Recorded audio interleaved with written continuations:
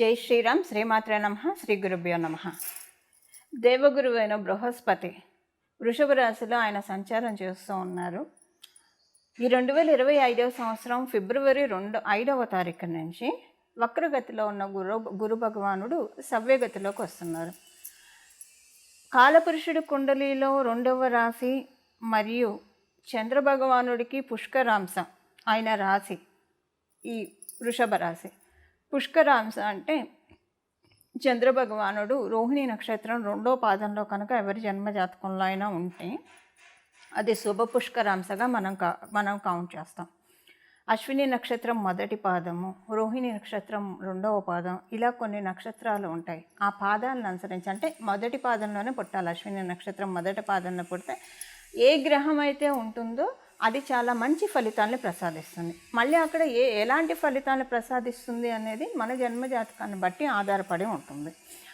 అయితే ఈ రోహిణి నక్షత్రం 2వ పాదంలో చంద్రభగవానుడు శుభ పుష్కరాంశ అని మనకి జ్యోతిష శాస్త్రం చెప్తుంది. ఈ వృషభ రాశిలో గురు భగవానుడు వక్రగతి నుంచి బయటకు వస్తున్నాను. వక్రగతిలో నుంచి ఆయన బయటకు వచ్చినప్పుడు ద్వాదశ రాశుల వాళ్ళకి ఎలాంటి ఫలితాలను ఆయన ప్రసాదిస్తున్నాడు. అందున కాలపురుషుడు కుండలిలో 2వ రాశి అయిన వృషభ రాశి శుక్రాచార్యుల వారి రాశి. మనకు వచ్చే రిసోర్సెస్ అన్నీ కూడా అదే సూచిస్తుంది. వృషభ రాశి సూచిస్తుంది, ఎక్కువగా సూచిస్తుంది. మిగతా హౌసెస్ కూడా మనం చూడాలి, but major primary డిటర్మెంట్ house 2nd house అని మనం చెప్తాం. అయితే గురు భగవానుడు జీవకారకుడు కాబట్టి ఇప్పుడు ఇన్నాళ్ళు ఆయన వక్రగతిలో ఉన్నాడు. ఇప్పుడు సవ్యగతిలో వస్తూ ఏ విషయాలకి ఆయన జీవాన్ని పోస్తూ ఉన్నాడు, ఏ విషయాలకి ఆయన జీవాన్ని పోస్తూ ముందుకు నడిపిస్తూ ఉన్నాడు అన్న విషయాన్ని మనం ఇప్పుడు ద్వాదశ రాశుల వారికి కూడా విడివిడిగా మనం చూద్దాము. గోచారంలో చాలా అనేక శుభాంశాలు ముందు చోటు చేసుకోబోతూ ఉన్నాయి. అవన్నీ కూడా నేను రాబోయే వీడియోలో తెలియజేస్తాను. రాబోయే రోజుల్లో తొందరలోనే పోస్ట్ చేస్తాను అవన్నీ. ఇప్పుడు ఈ సమయంలో కాలపురుషుడు కుండలిలో ప్రత్యేకమైన యోగం ఏంటంటే శనైశ్వరుడు కుంభరాశిలో సంచారం చేస్తున్న సమయంలో గురు భగవానుడు వృషభ రాశిలో సంచారం చేయడము. అంటే దీనికి విశేషం ఏంటి అంటే శనైశ్వరుడు శశమహాపురుష యోగాన్ని ఇస్తూ ఉన్నాడు కుంభరాశిలో ఉంటూ. అంటే కాలపురుషుడు కుండలిలో నుంచి కదా స్వస్థానంలో ఉంటే కొన్ని రాశుల వాళ్ళకి శశమహాపురుష యోగం అప్లికేబిలిటీ ఉంటుంది. అయితే ఇదే సమయంలో ఎప్పుడైనా ఏదైనా మనకు ఏ గ్రహమైనా యోగాన్ని ఇవ్వాలంటే ఎప్పుడైనా ఇమీడియట్గా అడ్డుపడే గ్రహము శనీశ్వరుడు, కర్మకారకుడైన శనీశ్వరుడు. వీళ్ళకి పూర్తిగా మంచి కర్మ లేదు, ఎందుకు ఇస్తున్నావు అని ఆయన క్వశ్చన్ చేస్తారు. అప్పుడు ఏం చేస్తారంటే మనకు ఒకవేళ బాగా ఉంటే కనుక ఆయన ఎక్కువ వరాలను ఇచ్చేస్తారు. ఒకవేళ పూర్వజన్మ కర్మ ఈ జన్మలో మనం తెలియక చేసుకున్న విషయాలు ఏమైనా మనల్ని బాధించే ఉంటే కనుక అవి క్యాన్సిలేషన్ చేసేస్తారు. అంటే మనం బాధపడము, ఆనందము పడము, యావరేజ్ అయిపోతుంది అక్కడ. అంటే నగేట్ అయిపోతుంది. కొన్ని దోషాన్ని నగేట్ చేసేస్తాడు శనీశ్వరుడు. ఎందుకంటే ఆయన న్యాయ నిర్ణేత, జస్టిస్ ఇవ్వడంలో ఆయన కరెక్ట్గా ఉంటాడు. ఇంకా దేవగురువైన బృహస్పతి గురించి మనందరికీ తెలిసిందే. ఆయన ఎప్పుడైనా సరే మనల్ని సేవ్ చేయాలని చూస్తాడు, మనల్ని ధర్మ మార్గంలో పెట్టాలని చూస్తాడు. సర్వదా మనల్ని ధర్మ మార్గంలో ఉంచి మంచి ఐడియాలజీ ఉంచి అందరితోటి మనకి మంచి సత్సంబంధాలు ఉంచి మనల్ని ఎప్పుడూ కూడా ఒక చక్కగా అంటే ఇలాగా ఎప్పుడు పరిరక్షించాలని చెప్పి ఆయన మనల్ని చూస్తూ ఉంటాడు. అయితే వృషభ రాశి పూర్తిగా అనుకూలం కాదు గురు భగవానుడికి. ఆయన సవ్యగతిలో ఉన్న ఫలితాలు 12 రాశుల వాళ్ళకి ఎలాంటి ఇంపాక్ట్ ఉంటుంది అన్న విషయాన్ని మనం ఇప్పుడు చూద్దాం. ఇప్పుడు మన వృషభ రాశి వాళ్ళకి ఎలాంటి ఫలితాలు ఉంటాయో చూద్దాం. మీ రాశిలోనే గురు భగవానుడు సవ్యగతిలోకి వచ్చాడు. మీ రాశిలో రావడం వల్ల మీకు ఏంటంటే గురు భగవానుడు పూర్తిగా అనుకూలుడు కాదు. కాకపోతే ఫైనాన్షియల్గా కొంచెం మంచి మార్పులు వస్తాయి. మీకు ఆర్థిక పరంగా గత ఒక 5-6 నెలలుగా బాగా కన్ఫ్యూజన్స్ ఎక్కువగా ఉన్నాయి. ఎప్పటికి సెట్ అవుతుంది ఇవన్నీ ఆర్థిక పరంగా కావచ్చు, లేదా కొంతమంది వ్యక్తుల వల్ల కొంతమంది వ్యక్తులు మిమ్మల్ని బాగా ఇబ్బంది పెట్టడం వల్ల మీకు కొంచెం కన్ఫ్యూజన్స్ ఎక్కువగా ఉన్నాయి. ఇప్పుడు ఈ కన్ఫ్యూజన్ స్టేట్ నుంచి మిమ్మల్ని బయటికి తీసుకొచ్చి చక్కటి క్లారిటీ మీకు చక్కగా ఉంటుంది. మంచి థాట్ ప్రాసెస్ తోటి మీరు ముందుకు వెళ్తారు. అలాగే మీకు ఇక్కడ ఇంకొకటి ఏంటంటే ఈ గురు భగవానుడు సవ్యదశలోకి రావడము మీరు విదేశీ ప్రయత్నాలు చేస్తూ ఉంటే చాలా అనుకూలంగా ఉంది. ఏదో ఒక అదృష్టాన్ని శుభత్వాన్ని అయితే గురు భగవానుడు డైరెక్ట్లోకి రావడం వల్ల వృషభ రాశి వాళ్ళకి డెఫినెట్గా జరుగుతుంది. ఈ వృషభ రాశి వాళ్ళకి ఈ అదృష్టకర సంఘటన ఏంటి అనేది మీ జన్మజాతకాన్ని బట్టి ఆధారపడి ఉంటుంది.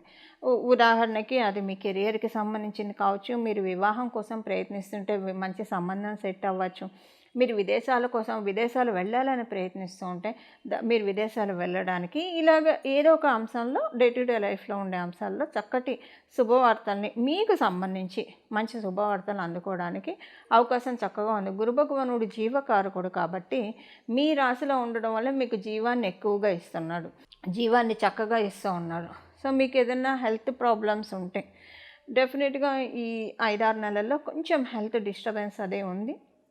వాటిలోంచి ఇప్పుడు నెమ్మదిగా బయటపడతారు కదా. ఒక చిన్న సూచన, వృషభ రాశిలో పుట్టిన వాళ్ళకి స్వీట్స్ ఎక్కువగా కన్జ్యూమ్ చేయకూడదు ఇక్కడి నుంచి ఒక 5-6 నెలల దాకా. ఎందుకంటే 5 నెలలు కనీసం మినిమంగా.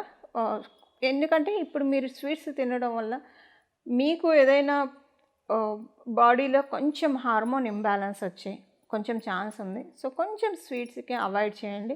5 నెలలు గట్టిగా అవాయిడ్ చేస్తే సరిపోతుంది. ఆ తర్వాత మీ ఇష్టం. ఇప్పుడు గురు భగవానుడు మీ కష్టమాధిపతి కూడా అవుతూ ఉన్నాడు, మీ రాశి కష్టమాధిపతి కూడా అవుతూ మీ రాశిలో ఉన్నాడు కాబట్టి కొంచెం స్వీట్స్ లైట్గా అవాయిడ్ చేయండి. చేస్తే మీకు చక్కటి ఆరోగ్య విషయంలో వచ్చిన బెంగ ఉండదు.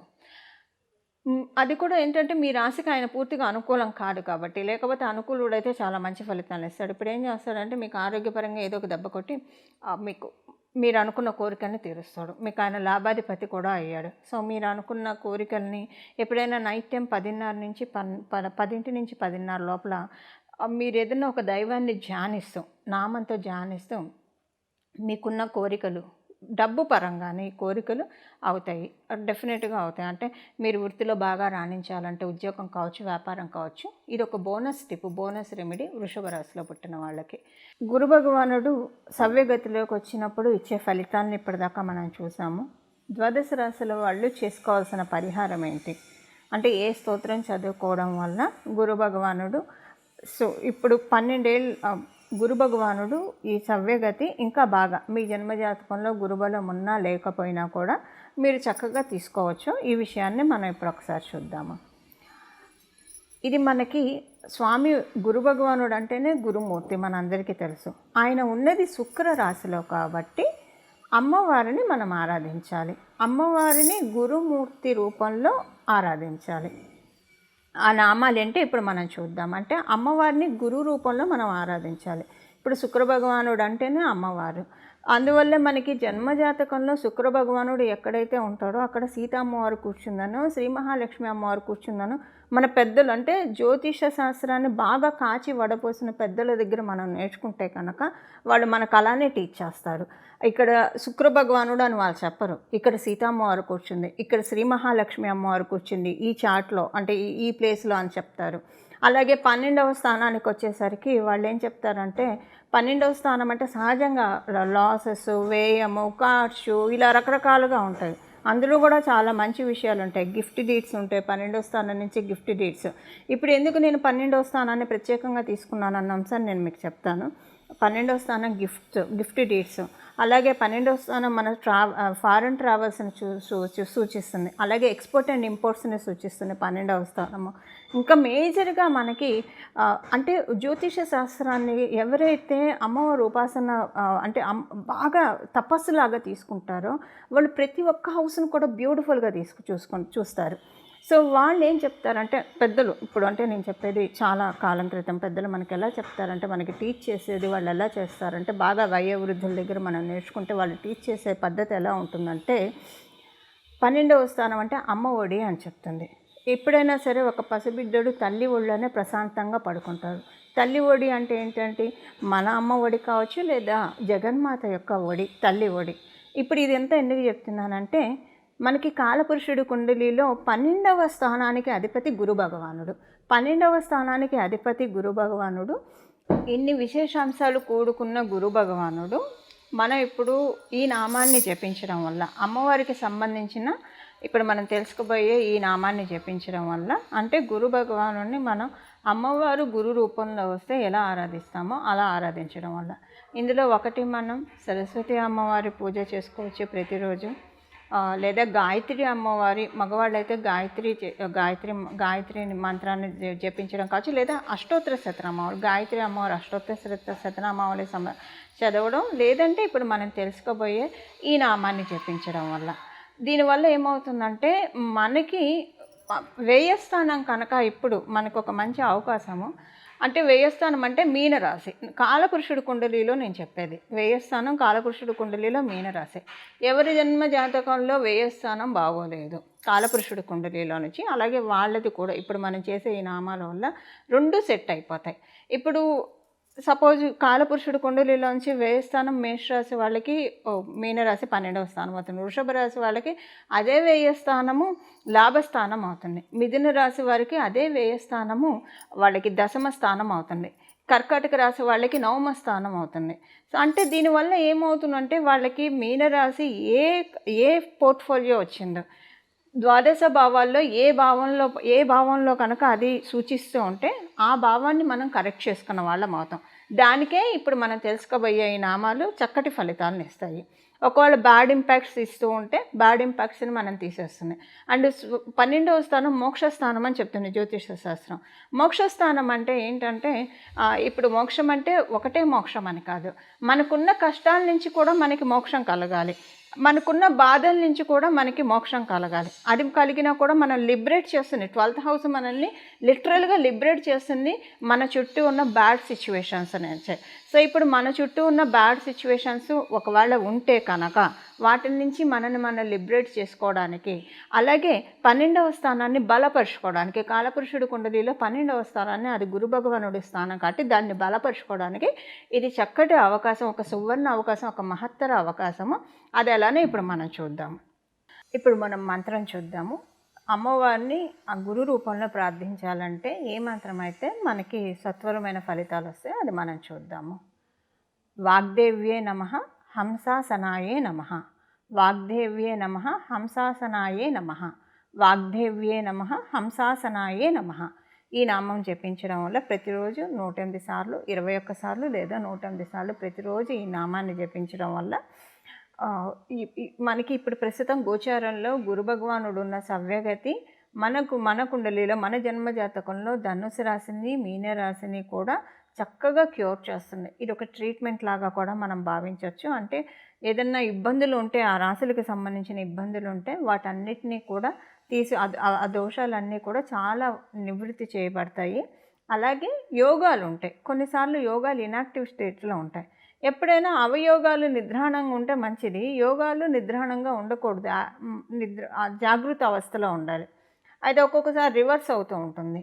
అవయోగాలేమో జాగృత అవస్థలో ఉంటాయి, యోగాలు నిద్రావస్థలో ఉంటాయి. అందుకే లైఫ్లో చాలా సమస్యలు ఒక్కోసారి చుట్టుముట్టేస్తూ ఉంటాయి.